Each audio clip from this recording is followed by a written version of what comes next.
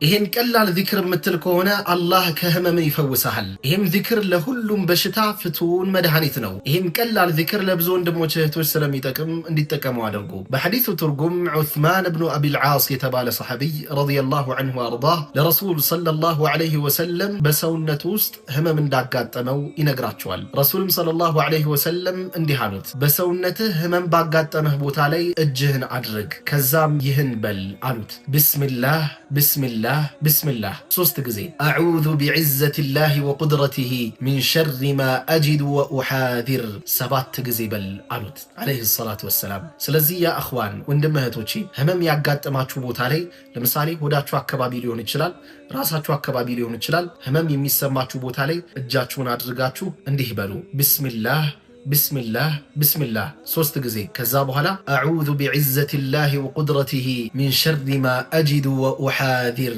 7 ጊዜ በሉ። ይህንንም ዚክር ስትሉ አላህ ሱብሓነሁ ወተዓላ ከዚህ ህመም እንደሚያሽራችሁ እርግጠኛ ሆናችሁ በሉ። አላህም ሱብሓነሁ ወተዓላ ከዚህ ህመም ይፈውሳችኋል።